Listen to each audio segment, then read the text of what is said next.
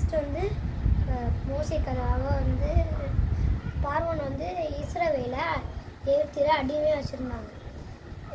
யார் எகிப்தில் சண்டை போட வந்தாலும் எகிப்து தான் ஜெயிக்கும். அப்போ இஸ்ரவேலை அடிமையாக வச்சுருக்கும் போது அவங்க வந்து நிறைய பெரிய இருக்கும்போதனால இவங்க வந்து நம்மளுக்கு எதிர்த்து நிற்பாங்க அப்படின்னு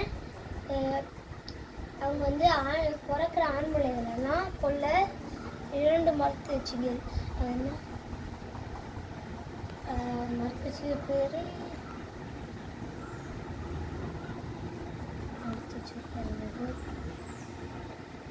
சிப்பியாலும் பூவாடுகிறது. சிப்பியால் பூவால் 2 பேர்த்தையும் இந்த மாதிரி பிறக்கிற ஆண் பிள்ளைகளெல்லாம் கொண்டு போட்டுருங்க அப்படின்னு சொல்லும்போது அவங்க வந்து அது வந்து தேவனோட பிள்ளைகள் வந்து அதனால் அவங்க வந்து கொல்லலை.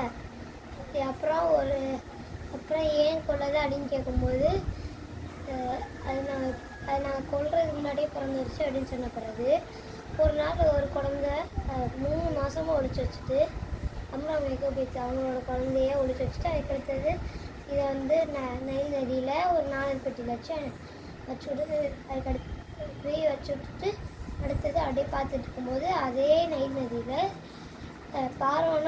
பார்வோனின் குமாரத்தையும் அவங்களோட நண்பர்களும் வந்து குளிக்கும் போது அங்கே ஒரு பெட்டி இருக்குன்னு அவங்க ஃப்ரெண்டை சொல்லி எடுத்துகிட்டு வரும்போது அதில் ஒரு அழகான குழந்தை இருந்துச்சு. அதை யார் எடுக்கிறான்னு நீயே அவங்களுக்கு வந்து பார்த்துட்ருக்கா.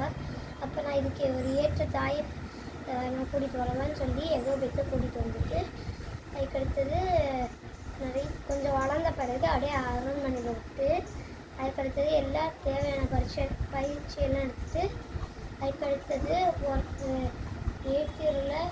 ஏத்தியருடைய ஒரு ஆளை வந்து கொன்று வச்சுட்டாரு. அதுக்கடுத்தது அது 2 பேர் சண்டை போடுறது ஏன்னு கேட்டால் அந்த மாதிரி பண்ணனால மீதியாண்ட போயிட்டு அங்கே போய் வனாந்திரத்தில் ஆடு எல்லாம் 40 வருஷம் மேய்ச்சிட்டு 40 வயசுக்கு அங்கே போய் விட்டுட்டு அதுக்கடுத்தது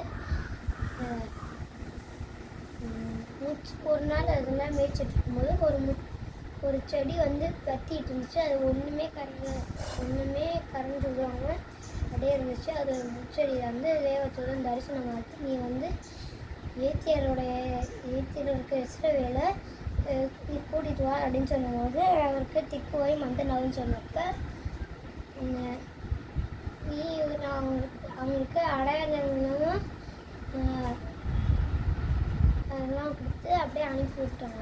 அப்போ அதெல்லாம் காமிச்ச பிறகு இது தேவங்க ஆளுது அப்படின்னு இடம் பண்ணும்போது ஒரு கோலை போடும்போது அது வந்து சர்ப்பமாக மாறிடுச்சு. அது வாழை பிடிச்சா ரிட்டர்ன் அப்புறம் எங்கள் பார்வோன் இருக்க மந்திரிகிட்டையும் அந்த மாதிரி தான் செய்வாங்க. அந்த மாதிரி போட்டு பண்ணும்போது கடைசியில் மோசையோட பாம்பு ஜெயிச்சிருச்சு. அதுக்கடுத்தது எல்லாம் பயந்து விட்றோன்னு சொல்லிட்டு மறுபடியும் அதுக்கடுத்து விடலை. அதுக்கு 10 வாதைகள் வாழை தண்ணீர் ரத்தமாக மாறுதல். அப்புறம் அதுக்கடுத்து விடுறேன்னு சொல்லிட்டு மறுபடியும் விட மாட்டேன்னு சொல்லிட்டு தவளையை அனுப்பினாங்க. தவளையை அனுப்பின பிறகு நான் விட்றேன்னு சொல்லிட்டு மறுபடியும் விடலை. பேன்கள் வந்து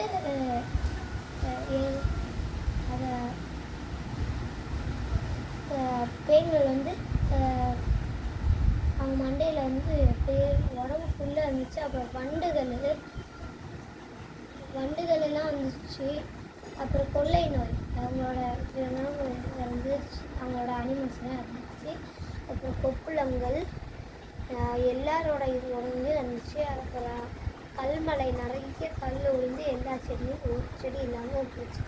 அப்புறம் வெட்டுக்கிளி வந்து எல்லா செடியும் நிற்கிற செடியெல்லாம் அதெல்லாம் கடிச்சிட்டு சின்னிட்டு போயிடும். காரியில் வந்து 3 நாள்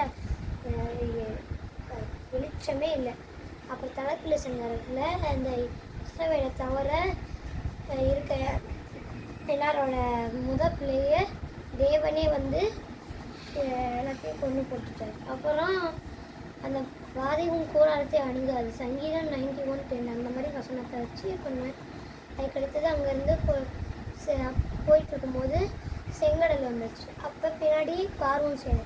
அப்போ வந்து மோசே தேவன்கிட்ட விண்ணப்பம் பண்ணும்போது உன் கோலை நீட்டு நீ நாம் செய்யுமாறு செய்யும் எல்லோரும் காண்பீர்கள் என்று சொல்லி அப்படியே மோசே கோல் நீட்டும் போது செங்கடல் இரண்டாக கிளம்பிடுச்சு. அவங்க வந்து வெட்டாந்தரையில் நடந்தாங்க. நடந்தப்போ ஆப்போசிட் சைடில் வந்தப்போ ஒன்றா அதே வெட்டாந்தரையில் வரும்போது அப்படியே கோலம் நீட்டப்போ ஒன்றாயிடுச்சு. அதுக்கடுத்து வனாந்திரத்தில் ஸ்கூல் வனாந்திரத்தில் தண்ணியே இல்லாமல் இருக்கும்போது மாறான ஒரு இடத்துல நிறைய தண்ணி இருந்துச்சு. அதை குடிக்கும்போது ரொம்ப கசப்பாக இருந்துச்சு. அப்போ அவங்க வந்து மோசையை வந்து ரொம்ப முழுங்கிட்டாங்க. அப்போ மோசை வந்து தேவன்கிட்ட விண்ணப்பம் பண்ணும்போது நீ ஒரு மரக்கிளையே எடுத்து அதில் போடுன்னு சொல்லுவாங்க. போடும்போது அது வந்து மதுரமாக மாறிடுச்சு.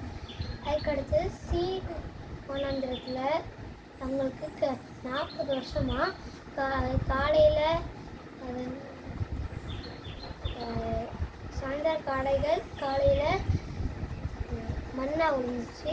மண்ணா வந்து தேனிட்ட பணியாரமாக இருந்தது, அந்த மாதிரி இருந்துச்சு.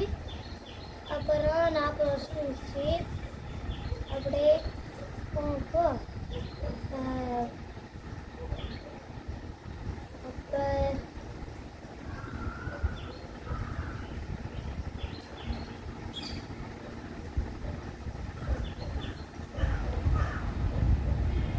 அதுக்கடுத்த மோசே வந்து ஒரு மலை உச்சியில் நீ வந்து இந்த கானானுக்கு போக மாட்ட, நீ வந்து என்கிட்ட தான் வருங்க அப்படின்னு சொல்லி அவர் இறந்தார்.